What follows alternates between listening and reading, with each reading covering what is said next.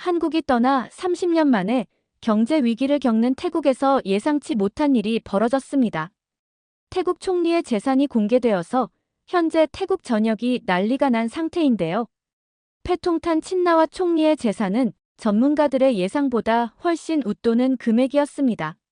이렇게 태국 경제가 위기인 순간에도 태국 총리의 재산은 얼마길래 태국 국민들이 화가 난 걸까요? 안녕하세요.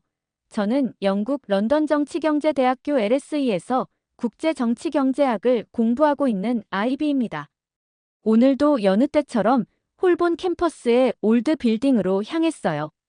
차가운 런던의 아침 공기를 가르며 걸어가는 동안 오늘 있을 세계 정치와 경제 리더십 강의를 생각하니 가슴이 설렜습니다.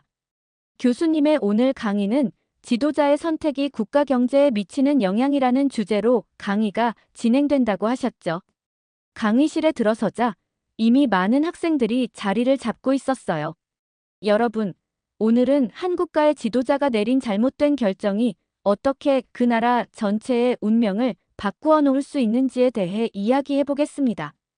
먼저 태국 정부의 판단 착오가 어떻게 아시아 전체 금융위기의 도화선이 되었는지 구체적으로 살펴보겠습니다. 교수님은 프로젝터로 1997년 태국의 경제 지표들을 보여주셨어요. 1997년 5월 태국의 외환 보유고는 240억 달러였습니다. 겉으로 보기엔 적지 않은 금액이죠. 하지만 실상을 들여다보면 이미 태국 중앙은행은 선물환 시장에서 320억 달러의 포지션을 가지고 있었습니다. 즉, 실질 외환 보유고는 이미 마이너스 상태였던 거죠. 교수님은 칠판에 단기 외채 700억 달러라고 적으셨어요. 당시 태국의 단기 외채는 700억 달러에 달했습니다. 외환 보유고와 비교하면 약 3배가 넘는 규모죠. 더 큰 문제는 태국 정부가 바트화 가치를 달러당 25바트로 고정해놓고 이를 고수하려 했다는 겁니다. 그러면서 교수님은 1997년 초부터 7월까지의 태국 금융시장 상황을 타임라인으로 설명하셨어요. 2월부터 국제투기자본이 태국을 공격하기 시작했습니다. 파이낸스원이라는 태국 최대 금융회사가 파산위기에 처했다는 소식이 돌았기 때문이죠. 태국 중앙은행은 금리를 올리고 외환시장에 개입하면서 바트화 가치를 지키려 했습니다. 5월이 되자 상황은 더욱 악화됐어요. 중앙은행의 외환 보유고가 급감하는 상황에서도 정부는 바트화 절하는 없다고 강하게 부인했습니다. 하지만 6월 말 더 이상 버티지 못하고 결국 7월 2일 고정환율제를 포기하고 변동환율제로 전환했죠. 교수님은 그래프를 가리키며 말씀하셨어요.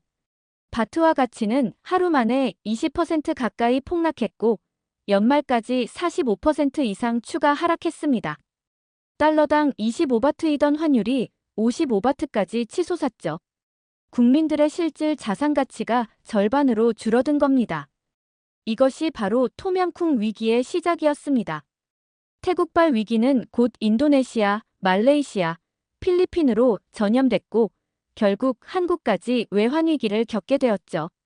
아시아의 4마리 용이라 불리던 신흥국들이 하나둘 무너져갔습니다. 교수님의 설명을 들으며 저는 한국가의 잘못된 정책이 어떻게 도미노처럼 다른 국가들에게 영향을 미치는지 실감할 수 있었어요. 특히 태국 정부가 현실을 인정하지 않고 고정환율제를 고수하려 했던 것이 얼마나 치명적인 실수였는지 깊이 이해하게 되었습니다. 두 번째 사례는 2008년 그리스 부채 위기였어요. 그리스 정부는 유로존 가입을 위해 재정 통계를 조작했습니다. 이는 단기적으로는 성공한 것처럼 보였지만 결국 국가부도 위기라는 재앙을 초래했죠. 교수님은 그리스의 GDP 대비 정부 부채 비율 그래프를 보여주셨어요. 2009년 이후 급격히 치솟는 그래프를 보며 학생들은 놀란 표정을 감추지 못했습니다. 그리스의 위기는 단순한 경제 문제를 넘어 사회 전반의 붕괴를 가져왔습니다. 청년 실업률은 50%를 넘었고 많은 젊은이들이 조국을 떠나야 했죠. 마지막 사례는 베네수엘라였어요. 차베스와 마두로 정권의 포퓰리즘 정책은 베네수엘라를 나락으로 떨어뜨렸습니다. 세계 최대 석유 매장량을 보유한 나라가 어떻게 극심한 빈곤을 겪게 되었는지, 이것이 바로 잘못된 리더십의 결과입니다. 교수님은 베네수엘라의 연간 인플레이션율을 보여주셨어요. 수백만 %에 달하는 숫자를 보며 저는 숨이 막힐 것 같았습니다. 이런 초인플레이션 상황에서는 월급을 받자마자 생필품을 사야 합니다. 다음 날이면 그 돈의 가치가 반토막 날 수도 있으니까요. 실제로 많은 베네수엘라 국민들이 쓰레기통을 뒤지며 끼니를 해결해야 했습니다. 교수님은 잠시 말씀을 멈추고 강의실을 둘러보셨어요. 여러분, 이 세 가지 사례가 우리에게 주는 교훈이 무엇일까요? 한 학생이 조심스럽게 손을 들었습니다. 정치 지도자들의 단기적인 인기 영합주의가 얼마나 위험한지 보여주는 것 같습니다. 맞습니다. 더 중요한 것은 이런 실수들이 반복되고 있다는 점입니다. 현재 세계 곳곳에서도 비슷한 패턴이 나타나고 있죠. 정치 지도자의 결정은 단순한 정책의 선택이 아닙니다. 그것은 수백만 명의 운명을 좌우할 수 있는 중대한 책임이죠. 현재 진행형인 사례를 하나 살펴보겠습니다. 우리가 방금 전 이야기했던 1997년 태국 금융위기의 발원지, 바로 태국의 이야기입니다. 교수님은 프로젝터에 태국의 친나와 가문 계보도를 보여주셨어요. 친나와 가문은 2001년부터 지금까지 태국 정치를 좌우하고 있습니다. 이 가문의 시작은 통신 재벌 출신인 탁신 친나와입니다. 그는 2001년부터 2006년까지 총리를 지냈죠. 하지만 군부 쿠데타로 실각한 후 해외로 도피했습니다. 교수님은 탁신의 포퓰리즘 정책들을 설명하셨어요. 탁신은 30바트 의료보험, 부채 상환 유예, 마을 기금 조성 등 파격적인 복지 정책을 펼쳤습니다. 이런 정책들은 단기적으로 국민들의 큰 지지를 받았지만 재정 건전성을 크게 악화시켰죠. 그 후 친나와 가문은 계속해서 권력을 장악하려 했습니다.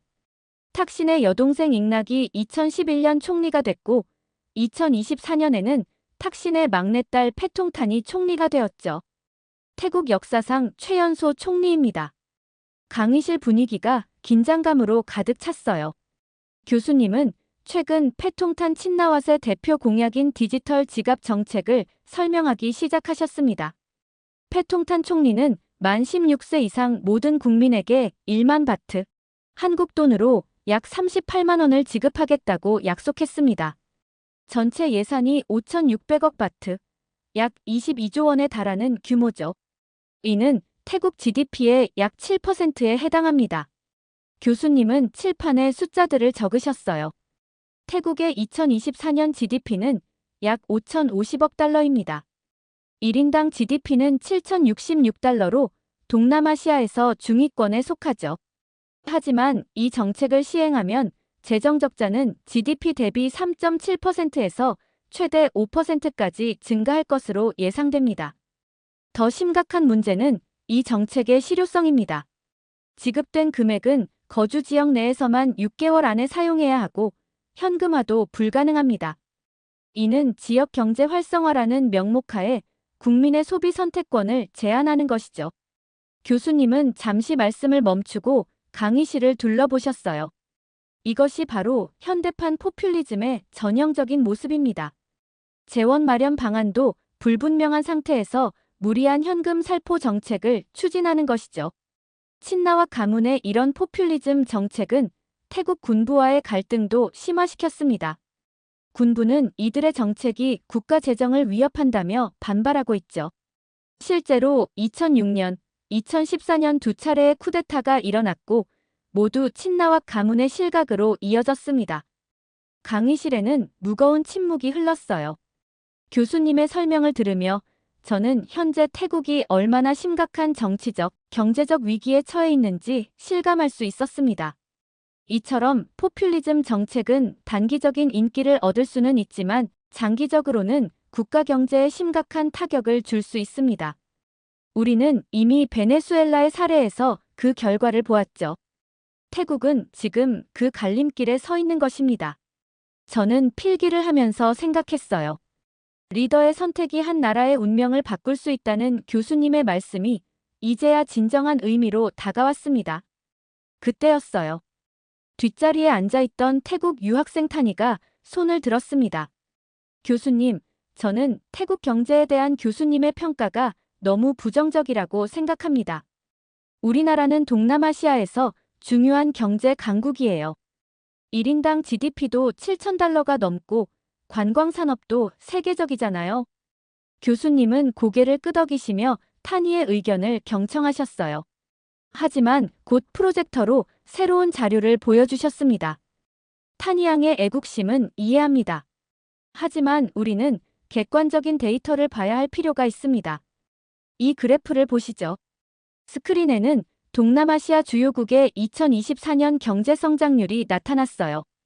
베트남은 6.5%, 인도네시아 5.2%, 필리핀 5.0%, 말레이시아 4.5%, 그리고 태국은 2.8%입니다.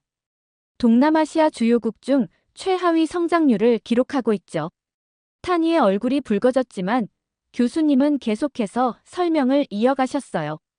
더 우려스러운 것은 성장률 전망입니다. IMF와 세계은행은 2025년에도 태국의 성장률이 3% 초반에 그칠 것으로 전망하고 있어요. 반면 베트남은 6% 이상, 인도네시아와 필리핀도 5% 이상의 성장이 예상됩니다. 교수님은 새로운 슬라이드를 보여주셨어요. 이번에는 외국 인직 접투자 FDI 유입 현황이었습니다. 특히 주목할 만한 것은 한국 기업들의 동향입니다. 교수님은 새로운 슬라이드를 보여주셨어요. 과거 태국은 한국 기업들의 동남아 진출 거점이었습니다. 삼성전자, LG전자, 포스코 등 대기업부터 수많은 중소기업들이 태국에 투자했죠. 하지만 최근 상황이 급격히 변하고 있습니다. 교수님은 구체적인 통계를 보여주셨어요. 2024년부터 한국 기업들의 태국 투자가 급감했습니다. 많은 기업들이 베트남, 인도네시아로 공장을 이전하고 있죠. 임금은 상승하는데 생산성이 따라가지 못하는 것이 주된 이유입니다. 하지만 더 큰 문제는 양국 간의 갈등 상황입니다. 강의실이 긴장감으로 가득 찼어요. 최근 한국에서 태국인 불법 체류자들의 범죄가 사회적 문제로 대두되면서 한국 정부가 태국인 입국 심사를 강화했습니다. 이에 대한 반발로 태국 내 반한 감정이 고조되었고 방콕과 파타야에서 한국인들을 대상으로 한 위협 사건이 발생했죠. 이런 사회적 갈등은 경제 협력에도 영향을 미쳤습니다. 한국 기업들은 직원들의 안전을 우려하기 시작했고 새로운 투자처를 물색하기 시작했어요. 특히 베트남은 적극적으로 한국 기업들을 유치하면서 태국에 있던 기업들의 이전을 성공적으로 이끌어냈습니다. 타니는 자리에서 몸을 비틀며 불편한 기색을 보였지만 더 이상 반박하지 않았어요. 이미 부인할 수 없는 현실이 되어버린 상황이었기 때문이겠죠. 이처럼 국가 간의 관계는 매우 복잡하고 연결되어 있습니다. 단순한 경제적 문제를 넘어 사회적, 문화적 갈등이 경제에 직접적인 영향을 미치는 것을 우리는 태국의 사례에서 명확하게 볼 수 있습니다. 타니가 다시 손을 들었어요. 하지만 교수님, 우리나라는 관광대국이잖아요. 코로나19 이후 관광객이 크게 늘어나고 있어요. 교수님은 부드럽게 미소를 지으셨어요. 맞습니다. 관광업은 태국 경제의 큰 축이죠. 하지만 이것이 바로 문제입니다. 너무 관광업에 의존적인 경제 구조를 가지고 있어요. GDP의 20% 이상을 관광업이 차지하고 있죠. 이는 외부 충격에 매우 취약한 구조라는 뜻입니다. 더군다나 한국인 관광객이 사라진 태국의 현 상황은 매우 심각한 상황이죠. 게다가 관광 수입만으로는 제조업 경쟁력 약화와 수출 부진을 상쇄하기 어렵습니다. 태국의 제조업 경쟁력은 계속해서 하락하고 있어요. 특히 자동차, 전자제품 분야에서 베트남에 밀리고 있죠. 교수님은 마지막 슬라이드를 보여주셨어요. 태국의 가계부채 현황이었습니다. 태국의 가계부채 비율은 GDP의 90%를 넘어섰습니다. 이는 동남아시아에서 가장 높은 수준이에요. 여기에 디지털 지갑 정책 같은 무리한 재정 지출까지 더해진다면 교수님의 말씀이 끝나기도 전에 타니가 자리에서 벌떡 일어났어요. 그래도 우리나라는 발전하고 있어요. 방콕은 아시아의 금융허브가 될 거예요. 하지만 교수님은 차분하게 대답하셨습니다. 타니양, 애국심은 좋지만 현실을 직시할 필요가 있습니다. 지금 태국은 매우 중요한 기로에 서 있어요. 과거의 영광에 취해 있기보다는 구조적인 문제를 해결하기 위한 노력이 필요한 시점입니다. 그때 앞줄에 앉아있던 한국 유학생 연하가 조심스럽게 손을 들었어요. 제가 한태 경제협력에 대해 조사한 내용을 공유해도 될까요? 교수님께서 고개를 끄덕이시자 연하는 준비해온 자료를 보여주기 시작했습니다. 2000년대 초반부터 2022년까지 한국은 태국의 주요 투자국이었습니다.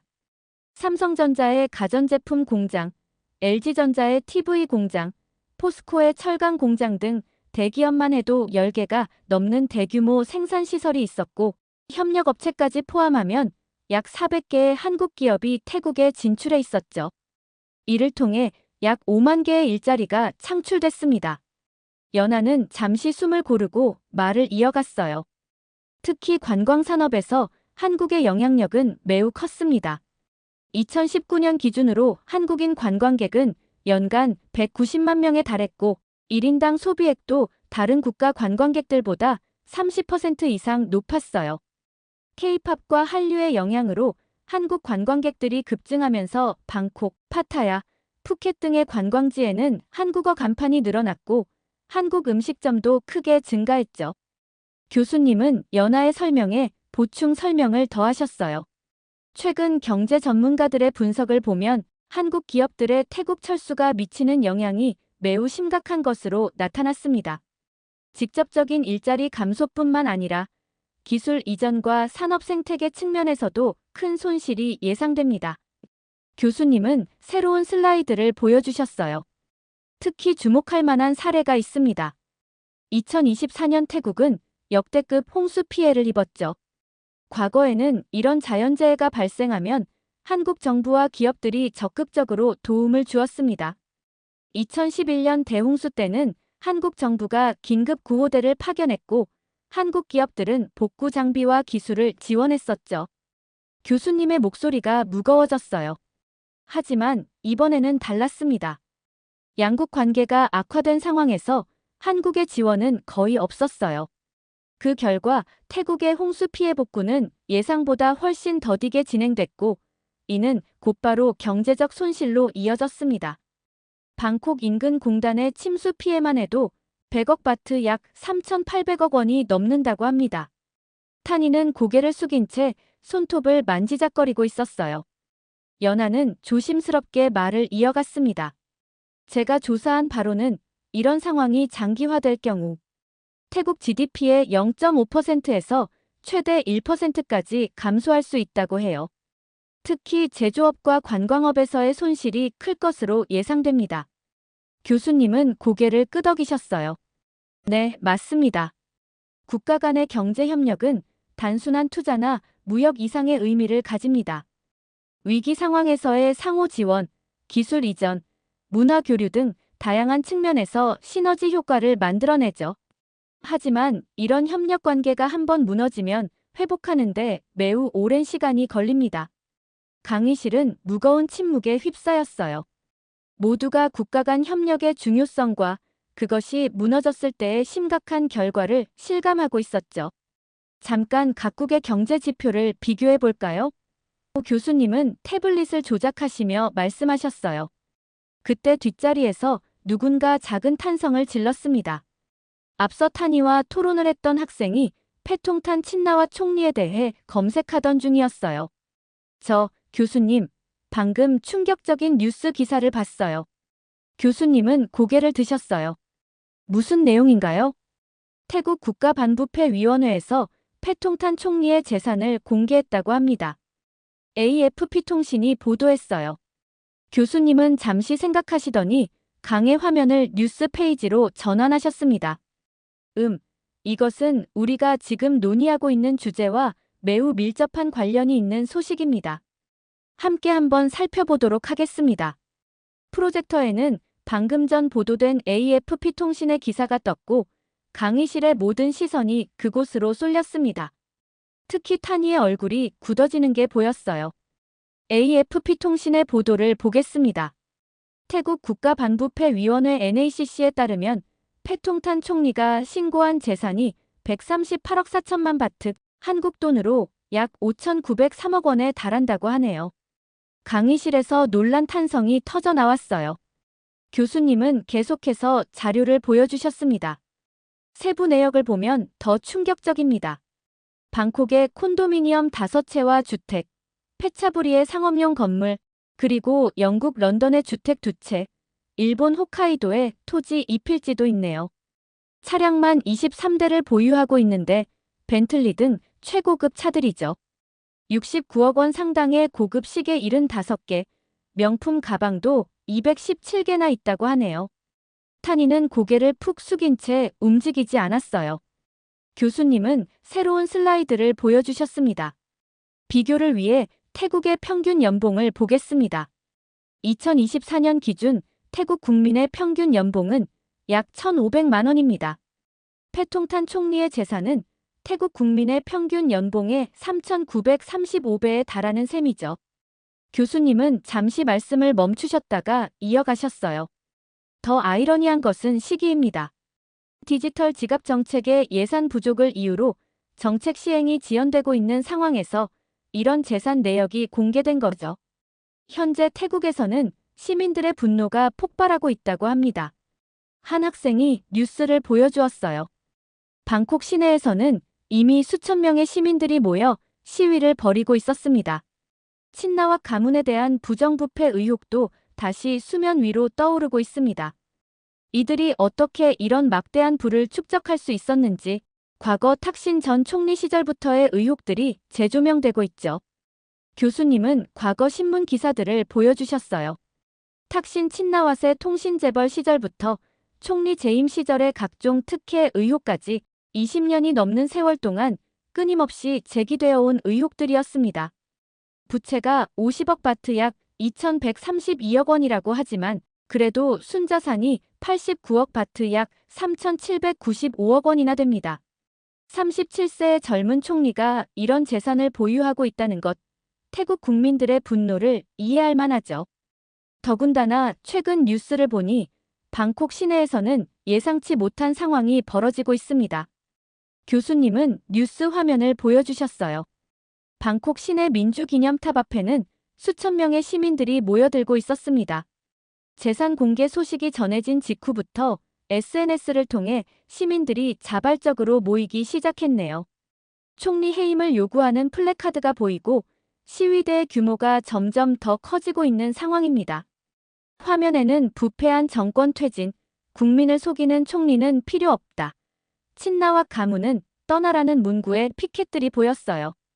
특히 눈에 띄는 것은 디지털 지갑을 풍자한 피켓이었죠. 국민에게는 1만 바트, 총리는 138억 바트라는 문구가 적혀 있었습니다.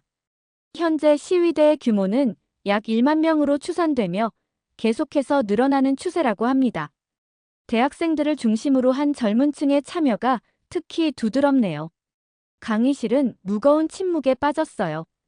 타니는 여전히 고개를 들지 못했고 다른 학생들은 서로 눈빛을 주고받으며 놀란 표정을 감추지 못했습니다. 이런 상황에서 과연 패통탄 정부가 국민들을 위한 경제 정책을 펼칠 수 있을까요? 신뢰는 한번 잃으면 회복하기 매우 어렵습니다. 지도자의 도덕성과 국민의 신뢰, 이것이 바로 우리가 오늘 이야기하고 있는 리더의 선택의 핵심이 아닐까요?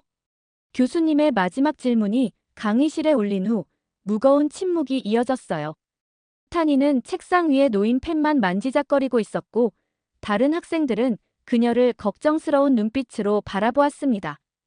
교수님은 부드러운 목소리로 강의를 마무리하셨어요. 오늘 우리는 매우 중요한 교훈을 배웠습니다. 한 국가의 지도자가 가져야 할 가장 중요한 덕목은 바로 도덕성과 책임감입니다. 국민들의 신뢰를 잃은 리더는 아무리 좋은 정책을 내놓아도 실현하기 어렵죠. 다음 수업에서는 이런 위기를 극복한 나라들의 사례를 살펴보도록 하겠습니다. 강의가 끝나고 학생들이 하나둘 자리에서 일어났어요. 타니는 서둘러 강의실을 나갔고 저는 잠시 그녀의 뒷모습을 바라보았습니다. 오늘 강의를 들으며 저는 깊은 깨달음을 얻었어요. 진정한 리더십은 단순히 좋은 정책을 만드는 것이 아니라 국민과 함께 성장하고 고민하는 것이라는 사실을요. 한 나라의 운명이 리더의 선택에 달려 있다는 것을 실감한 하루였습니다. 노트북을 가방에 넣으며 저는 다음 강의가 기대된다는 생각을 했어요. 위기를 극복한 나라들의 이야기, 그 속에서 우리는 또 어떤 교훈을 발견하게 될까요? 이렇게 태국 경제의 위기가 닥친 상황에서 태국 총리 패통탄 친나왓의 재산이 공개된 사연 어떻게 들으셨나요? 태국 국민의 평균 연봉의 4,000배나 달하는 재산을 그 어린 나이에 소유하고 있다는 사실에 놀랐고 태국 국민들을 생각하지 않고 한국이 철수한 상황에서 국민들이 왜 화가 나는지 이유를 알 것 같습니다. 여러분들의 의견은 어떠신가요? 다양한 의견을 댓글을 통해 공유해주세요. 긴 영상 시청해주셔서 감사드리고 구독과 좋아요 부탁드립니다. 중국 정부가 무비자에 대한 새로운 정책을 내놓았습니다. 무비자 국가를 추가하면서 무리한 정책을 내놓게 되었는데요. 이는 미국 대선에서 트럼프가 당선되자 내놓은 정책입니다. 도대체 중국 정부는 무엇 때문에 이러한 정책을 내놓게 되었을까요? 안녕하세요. 저는 캘리포니아 주립대학교에서 국제관계학을 공부하고 있는 안나입니다. 평소 아시아의 정치와 경제에 관심이 많아서 현대 국제관계와 아시아 수업을 듣고 있어요. 오늘은 특별히 중국의 새로운 무비자 정책에 대해 배우게 될 줄은 몰랐죠. 수업이 시작되자마자 느낀 긴장된 분위기는 이후 벌어질 흥미진진한 토론의 예고편이었던 것 같네요. 오늘 국제관계학 수업은 평소와 달리 뜨거운 분위기였어요. 교수님께서 최근 중국의 무비자 입국 정책에 대해 설명하시면서 시작하셨는데 저는 이 내용이 매우 흥미로웠죠. 안나 씨, 혹시 지난주에 중국에서 어떤 일이 있었는지 아시나요? 갑자기 제 이름을 부르신 교수님의 질문에 저는 살짝 긴장했어요. 네, 중국이 무비자 정책을 발표했다고 들었어요. 제가 조심스럽게 답하자 교수님께서 고개를 끄덕이셨죠.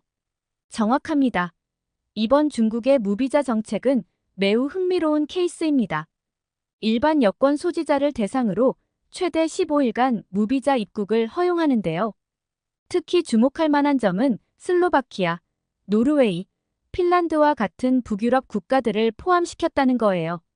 실제로 이 국가들과 중국의 교류는 그리 활발하지 않았죠. 더욱 특이한 점은 이 정책이 상호주의 원칙을 적용하지 않은 일방적 면제라는 겁니다. 심지어 주중 한국 대사관조차 갑작스럽게 통보받았다고 해요. 이런 점들을 종합해보면 이는 실질적으로 한국의 관광객을 유치하기 위한 전략적 선택으로 보입니다. 1992년 한중 수교 이후 처음 있는 일이라 더욱 의미가 있죠. 사실 여러분, 여기서 우리는 중국의 숨겨진 의도를 주목해 볼 필요가 있어요. 겉으로는 관광 활성화를 위한 정책처럼 보이지만 실제로는 더 깊은 전략이 숨어 있죠. 중국이 한국과 지리적으로 가까운 일본은 제외하고 오히려 교류가 적은 북유럽 국가들을 포함시킨 것은 매우 의도적인 선택입니다. 이는 마치 한국을 특별히 지목하지 않으면서도 실질적으로는 한국 관광객을 겨냥한 정책이라고 볼 수 있어요. 더구나 이런 중요한 정책 변화를 주중 한국 대사관에도 사전 통보 없이 발표했다는 점, 그리고 상호주의 원칙도 적용하지 않은 채 일방적으로 면제를 결정했다는 점은 중국이 얼마나 서둘러 이 정책을 실행하고 싶어 했는지를 보여주는 증거라고 할 수 있죠. 이는 분명 단순한 관광 정책 이상의 의미를 가지고 있습니다. 교수님은 잠시 말씀을 멈추시고 교실을 둘러보시더니 의미심장한 미소를 지으며 말씀을 이어가셨어요. 과거에는 비자를 받기 위해 회사 상사의 집 주소까지 기재해야 했고 비용도 상당했죠. 게다가 비자 센터의 처리 속도는 매우 느렸고 사진 규정도 까다로웠습니다. 그러면서 교수님은 최근 발생한 입국 거부 사례들을 설명해 주셨어요. 지난주에는 한 한국인 관광객이 과거 결핵 판정을 받은 이력 때문에 입국이 거부되어 당일 한국행 비행기를 타야 했습니다. 또 다른 관광객은 군사시설 근처에서 사진을 찍다가 반간첩법 위반 혐의로 조사를 받았다고 해요. 이어서 교수님은 칠판에 중국 입국 시 주의사항을 자세히 적으셨어요. 무비자 입국이 가능하다고 해서 아무런 준비 없이 가면 안 됩니다. 반드시 일반 여권을 소지해야 하고 임시나 긴급 증명서로는 입국이 불가능해요. 입국 목적과 체류 기간을 증명할 수 있는 서류, 귀국 항공권, 숙소 예약증 등을 꼭 준비해야 합니다. 특히 교수님은 반간첩법 관련 주의사항을 강조하셨어요. 중국에서는 민감한 자료를 검색하거나 저장하는 것만으로도 문제가 될 수 있어요. 보안통제구역 근처에서의 촬영은 절대 금지되어 있고 시위 현장을 방문하거나 촬영하는 것도 안 됩니다. 또한 불법 종교 활동도 엄격히 금지되어 있죠. 얼마 전에는 한 유튜버가 중국의 시위 현장을 촬영하려다가 체포되어 강제 출국당했다는 소식도 있었어요. 이처럼 무비자 입국이 허용된다고 해서 모든 것이 자유로운 것은 아닙니다. 교수님의 설명을 들으면서 저는 이번 무비자 정책이 단순한 입국 절차 완화가 아니라는 것을 깨달았어요. 관광객 유치를 위한 정책이면서도 여전히 엄격한 통제와 감시가 이루어지고 있다는 점이 인상적이었죠. 그래서 여러분, 중국의 이번 정책은 개방을 향한 첫걸음이지만 여전히 조심스러운 접근이 필요한 사안입니다. 이것이 바로 현대 국제관계의 복잡성을 보여주는 좋은 예시라고 할 수 있죠. 이 말씀을 끝으로 교수님은 첫 번째 주제를 마무리하셨어요. 저는 노트북에 빠르게 이 내용들을 정리하면서 앞으로 이어질 논의가 더욱 흥미로울 것이라 예감했답니다. 교수님의 설명이 끝나갈 무렵 뜻밖의 상황이 벌어졌어요. 항상 조용히 앉아서 수업을 듣던 앞줄의 중국 유학생 초이가 갑자기 손을 번쩍 들었거든요. 그녀의 표정이 심상치 않아 보였죠. 교수님, 죄송하지만 저는 교수님의 의견에 동의할 수 없어요. 중국은 한국 관광객에게 전혀 관심이 없어요. 우리는 충분히 자국의 힘만으로도 잘 살 수 있는 나라예요. 관광객이 없어도 중국의 경제는 전혀 문제없이 돌아가고 있죠. 교실 안이 순식간에 조용해졌어요. 모두가 초이의 갑작스러운 발언에 놀란 듯했죠. 저는 그녀의 목소리에서 묘한 자부심과 함께 날이 선 듯한 느낌을 받았어요. 초이 학생, 흥미로운 의견 제시해줘서 고맙습니다. 코로나19 이후 중국의 관광 산업은 아직 완전한 회복을 이루지 못했습니다. 실제로 전문가들의 분석을 보면 한국인 관광객 유입이 중국 경제에 상당히 긍정적인 영향을 미칠 것으로 예측되고 있어요. 교수님은 프로젝터로 몇 가지 그래프를 보여주시면서 설명을 이어가셨어요. 보시다시피 코로나19 이전과 비교했을 때 중국의 관광 수입은 아직 60% 수준에 머물러 있습니다. 특히 인바운드 관광객 수는 더욱 심각한 타격을 받았죠. 이는 단순히 관광 산업의 문제가 아니라 소비, 숙박, 운송 등 연관 산업 전반에 걸친 경제적 영향을 미치고 있습니다. 그러나 초이는 여전히 고개를 가로저었어요. 그래도 중국은 충분히 큰 나라예요. 내수 시장만으로도 얼마든지 성장할 수 있어요. 게다가 우리는 세계에서 가장 빠르게 성장하는 경제를 가지고 있잖아요. 교수님은 부드럽게 미소를 지으시며 대답하셨어요. 물론 중국의 내수 시장은 매우 크고 중요합니다. 하지만 현대 세계 경제에서 어떤 나라도 홀로 성장하기는 어려워요. 실제로 중국 정부도 이 점을 잘 인식하고 있기 때문에 이번 무비자 정책을 실행한 것이죠. 관광 산업은 단순한 경제적 이익을 넘어서 문화 교류와 국제관계 개선에도 중요한 역할을 합니다. 저는 교수님과 초이의 대화를 들으면서 이것이 단순한 관광 정책 논쟁이 아니라는 걸 깨달았어요.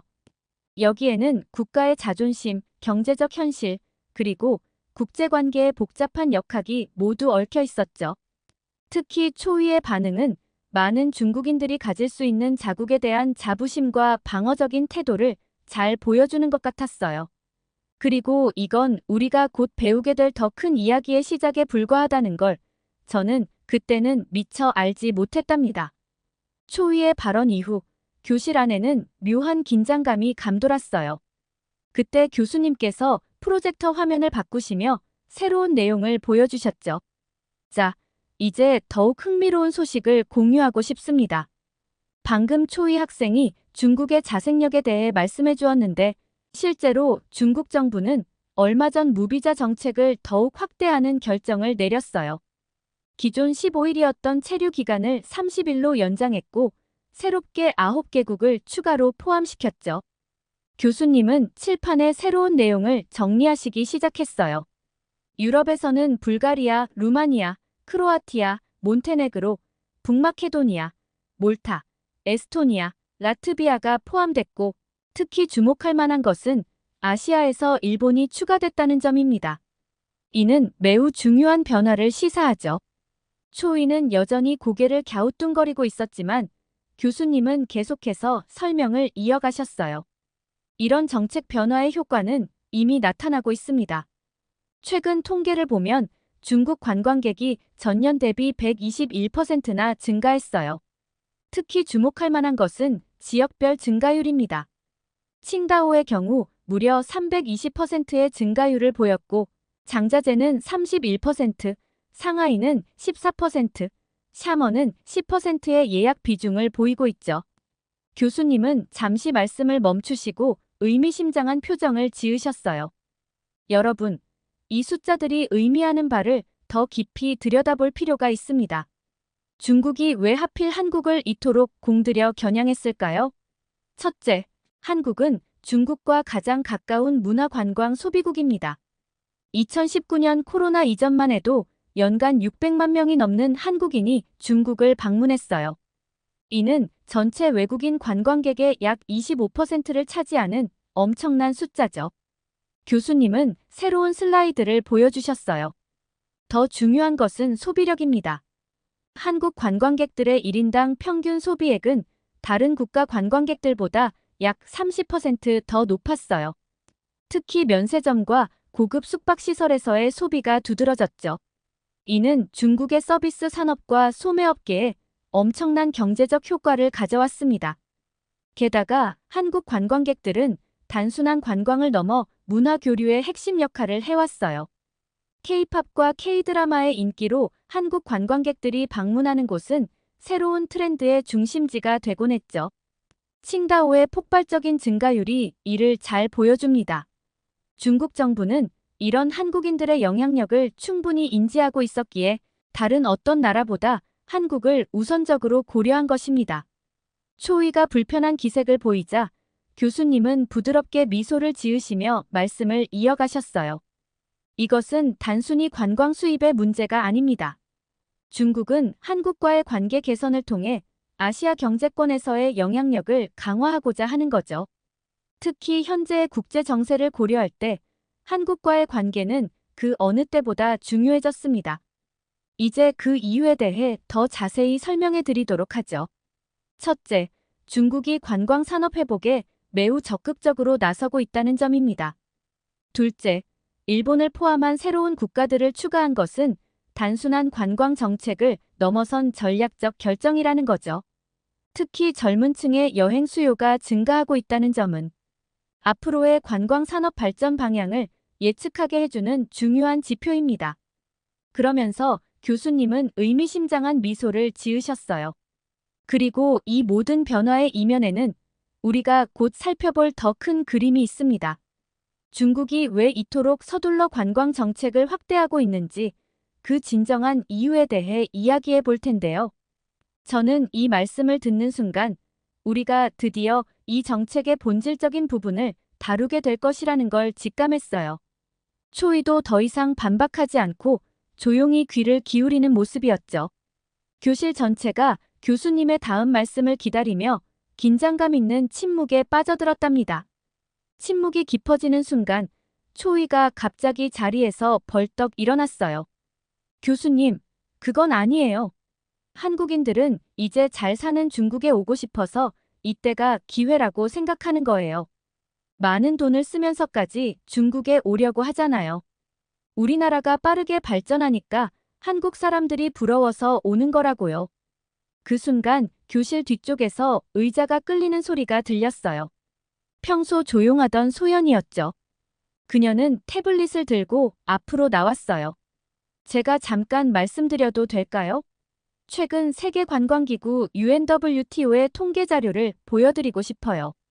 소연이의 목소리는 차분했지만 단호했어요.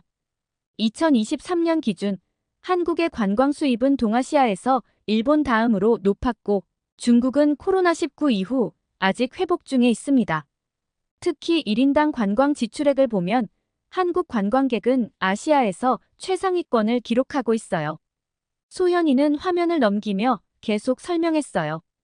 또한 아시아 국가들의 선호 여행지 조사를 보면 한국은 일본과 함께 항상 상위권을 차지하고 있습니다. 특히 MZ세대 사이에서는 압도적인 1위예요. 그러자 초이의 얼굴이 붉어졌어요. 그래서 뭐요?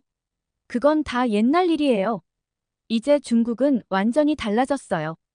제가 얼마 전에 한국에 가봤는데 한국은 중국의 시골만도 못해요. 시민의식도 낮고 발전도 안 됐어요. 길거리도 더럽고 교통도 불편하고 심지어 택시 잡기도 힘들었다고요. 교실 안이 순간 차가워졌어요. 몇몇 학생들이 불편한 기색을 보였고 한국 유학생들의 표정이 굳어졌죠. 저는 이제 정말 큰일이 날 것 같다는 생각이 들었어요. 그때 교수님이 조용히 말씀하셨어요. 초이 학생, 한 나라를 평가할 때는 지표들을 살펴볼 필요가 있습니다.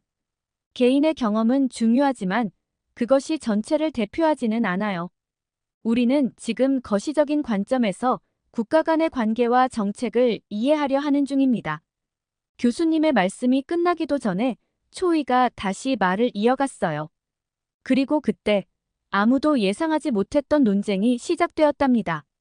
초이는 더욱 흥분된 목소리로 말을 이어갔어요. 이제 곧 중국이 무비자로 허용한 유럽 국가들이 몰려올 거예요. 그러면 한국 관광산업은 망하게 될 거예요. 유럽 사람들이 한국보다 중국을 더 좋아하게 될 테니까요. 중국은 더욱 열리고 발전할 텐데 한국은 계속 뒤처지겠죠. 그녀의 말에 교수님이 고개를 저으셨어요. 초이 학생, 관광은 제로섬 게임이 아닙니다. 한 국가의 관광업 성장이 다른 나라의 몰락을 의미하지는 않아요. 실제로 아시아 전체 관광 시장은 계속 성장하고 있죠. 더구나 최근 통계를 보면 교수님은 새로운 슬라이드를 보여주셨어요. 2023년 기준 아시아 국가 관광객들의 선호도 조사에서 한국은 여전히 최상위권을 유지하고 있습니다. 특히 일본, 대만, 동남아시아 국가들에서 한국은 가장 선호하는 여행지 중 하나예요. 코로나19 이후 관광 회복세를 보면 한국이 아시아에서 가장 빠른 회복세를 보이고 있죠. 그러자 초이가 또다시 끼어들었어요. 그래도 전 한국에 가봤잖아요. 도로도 좁고 음식점은 비싸고 택시기사들은 불친절하고 중국의 시골보다도 못한 곳이 많았어요. 시민의식도 너무 낮았고요. 이번에는 교수님의 표정이 진지해지셨어요. 초이 학생, UN 세계관광기구의 최근 발표를 보면 한국은 관광 인프라 부문에서 세계 상위권에 랭크되어 있습니다. 특히 대중교통 시스템, 디지털 결제 환경, 관광객 안전도 면에서 매우 높은 평가를 받고 있어요. 또한 코로나19 이후 중국에 대한 국제 관광객들의 인식이 많이 변화했다는 점도 고려해야 합니다. 교수님의 말씀에 교실 안의 긴장감이 더욱 고조되었어요. 저는 이제 교수님이 이 논쟁의 핵심을 짚으실 것 같은 예감이 들었답니다. 교실 안의 긴장감이 최고조에 달했을 때 교수님은 천천히 자리에서 일어나셨어요. 여러분, 이제 중국의 무비자 정책 뒤에 숨겨진 진짜 이야기를 해볼까요? 교수님은 프로젝터 화면을 전환하시며 말씀을 이어가셨어요. 실제로 중국의 이런 정책 변화에는 훨씬 더 깊은 배경이 있습니다. 트럼프 행정부 시기인 2017년부터 2021년까지를 자세히 들여다보면 중국은 예상보다 훨씬 심각한 타격을 받았어요. 먼저 무역 전쟁 과정에서 중국 수출품에 대한 관세율이 평균 25%까지 치솟았고, 이는 중국의 수출 경쟁력에 직접적인 타격을 주었죠. 교수님은 그래프를 가리키며 계속 설명하셨어요. 특히 기술 분쟁에서 화웨이에 대한 제재는 중국 하이테크 산업 전반에 큰 영향을 미쳤습니다. 화웨이는 미국 기업들과의 거래가 전면 중단되었고, 이로 인해 스마트폰 사업에서 큰 타격을 입었죠.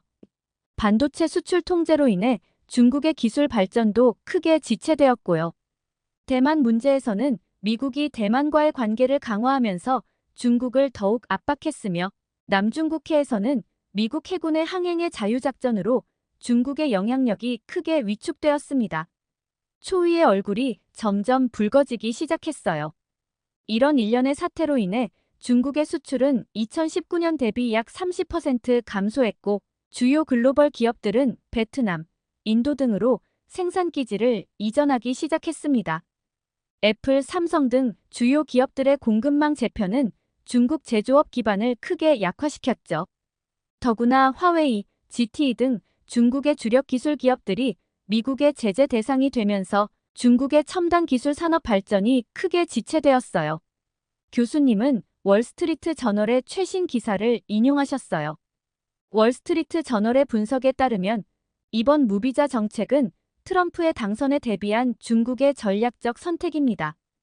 특히 주목할 점은 트럼프가 당선된 후 중국에 대해 최대 60%의 관세를 부과하겠다고 공언한 상황에서 중국이 이에 대한 선제적 대응으로 미국의 동맹국들과의 관계 개선을 서두르고 있다는 점이에요. 교수님은 새로운 슬라이드를 보여주셨어요. 중국은 현재 3가지 방향의 대응 전략을 준비하고 있습니다. 첫째, 경제적 대비입니다. 무비자 정책을 통해 새로운 경제 파트너를 확보하고 미국 의존도를 줄이며 내수 시장과 서비스 산업을 강화하고 있어요. 둘째, 외교적 대응으로 한국, 일본과 같은 미국의 동맹국들과 관계를 개선하고 유럽 국가들과의 전략적 협력을 확대하고 있죠. 셋째, 예상되는 리스크에 대한 대비입니다.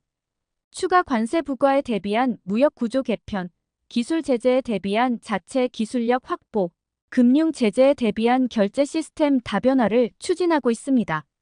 초이는 점점 더 작아지는 모습이었어요. 더구나 지난주 미국 대선에서 트럼프가 당선되면서 중국은 전례 없이 빠른 속도로 움직이고 있습니다. 특히 트럼프가 당선 직후 중국에 대한 전면적 경제 제재를 언급한 것에 대응하여 중국은 즉각적인 대응책을 내놓고 있어요. 교수님은 최신 뉴스 헤드라인들을 보여주셨어요. 중국은 이미 한국, 일본을 비롯한 주요 미국 동맹국들을 대상으로 파격적인 관세 인하를 검토하고 있습니다. 일례로 한국의 주요 수출 품목에 대해 최대 40%까지 관세를 낮추는 방안을 논의 중이라고 해요. 또한 이번 무비자 정책 확대는 물론 주요 동맹국 기업들을 대상으로 한 투자 인센티브도 대폭 강화하고 있죠. 교수님은 마지막 슬라이드를 보여주시며 분석을 이어가셨어요. 월스트리트 저널의 최신 분석에 따르면 중국은 트럼프 집권 2기에서 예상되는 최악의 시나리오에 대비해 3가지 전략을 준비하고 있습니다. 첫째, 미국 동맹국들과의 경제적 유대 강화를 통해 미국의 고립화 전략을 무력화시키는 것. 둘째, 유럽과 아시아 주요국들과의 새로운 무역 네트워크 구축. 셋째, 위안화 결제 시스템 강화를 통한 달러 의존도 감소입니다. 앞으로의 전망을 보면 우선 중국은 향후 6개월 안에 추가적인 개방 정책을 발표할 것으로 예상됩니다. 특히 트럼프가 공약으로 내세운 60% 관세 부과에 대비해 주변국들과의 경제 협력을 더욱 강화할 것으로 보이죠. 중장기적으로는 반도체, AI 등 핵심 산업에서 미국 의존도를 낮추기 위한 대규모 투자와 함께 아시아와 유럽을 잇는 새로운 경제블록 형성을 시도할 것으로 전망됩니다. 이러한 변화는 글로벌 경제 질서의 근본적인 재편을 의미할 수 있습니다. 우리는 지금 역사적인 변곡점을 목격하고 있는 것일지도 모릅니다. 교수님의 설명이 끝나자 초이는 완전히 침묵해버렸어요. 그녀의 얼굴이 붉어졌고 고개를 숙인 채 더 이상 아무 말도 하지 못했죠. 교실 안의 모든 학생들은 이제 중국의 무비자 정책이 단순한 관광 진흥책이 아니라 글로벌 정세 속에서 중국의 생존을 위한 전략적 선택이었다는 것을 이해하게 된 것 같았어요. 저는 그제서야 왜 교수님이 이 주제로 이렇게 긴 시간을 할애하셨는지 이해할 수 있었답니다. 수업이 끝나고 캠퍼스를 걸으며 오늘 있었던 일을 곱씹어 보았어요. 처음에는 단순해 보였던 중국의 무비자 정책이 얼마나 복잡한 국제관계와 얽혀 있는지 새삼 놀라웠죠. 특히 초이의 모습이 계속 떠올랐어요. 자국에 대한 자부심이 때로는 객관적 현실을 보지 못하게 할 수 있다는 점을 보여준 것 같아요. 하지만 동시에 그녀의 태도를 통해 중국인들이 느끼는 자부심과 불안감을 이해할 수 있었죠. 저는 오늘 중요한 걸 배웠어요. 국제관계에서는 표면적으로 보이는 것이 전부가 아니라는 점이요. 관광 정책처럼 보이는 것 뒤에 트럼프 당선이라는 변수와 미중 관계의 긴장이 숨어 있었던 것처럼 모든 정책에는 더 깊은 전략적 의도가 숨어 있다는 사실을 말이에요. 앞으로 뉴스를 볼 때마다 이것 말고 또 어떤 의미가 있을까? 라고 생각하게 될 것 같네요. 이렇게 중국이 무비자 입국을 15일에서 30일로 늘린 사연 어떻게 들으셨나요? 중국 정부가 한국 관광객을 유입하기 위해 많은 노력을 한다는 생각을 했고, 한국 관광객들이 세계적으로 얼마나 높은 평가를 받는지 다시 한번 깨닫게 됐습니다. 여러분들의 의견은 어떠신가요? 다양한 의견을 댓글을 통해 공유해주세요. 긴 영상 시청해주셔서 감사드리고 구독과 좋아요 부탁드립니다.